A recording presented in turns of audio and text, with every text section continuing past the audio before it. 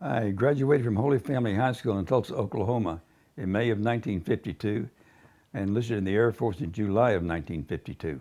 At that time there was a draft going on, and I was 1A or A1, whatever they called it, so I figured I'd just go into the Air Force instead of being drafted into the Army. Well, I made that decision because of the draft, and my family agreed with it. They'd rather see me in the Air Force probably than see me in the Army. I took my basic training at Lackland Air Force Base in San Antonio, Texas, and from there I went to communication school, Air Force Communication School at F.E. Warren Air Force Base in Cheyenne, Wyoming. And after graduation from communication school, I was transferred to Pepperell Air Force Base in St. John's, Newfoundland. I spent 2 years in St. John's, Newfoundland, and from there I went to Walker Air Force Base in Roswell, New Mexico. Now, while I was at Roswell, they sent me TDY to Guam for 3 months with the 6th Bomb Wing. After that 3 months was up, I came back and they sent me to the Upper Hayford Air Force Station in England with the 509th Bomb Wing. After that, I returned to Roswell Air Force Base, New Mexico, and I was discharged at that time in July of 1956.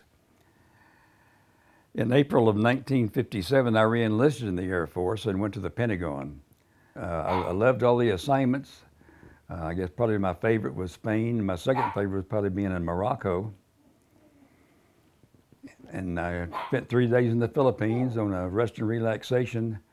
From Guam, I got to fly for 3 days. I got to fly for the 3-day R&R at Clark Air Base in the Philippines on the B-36 heavy bomber. That was quite an experience. I'd say probably the toughest part of being in the service at that time. The worst experience I had in the service was spending 30 days at the crash site in Los Palomares, Spain. And being separated from my wife for a year in Vietnam was probably the toughest part.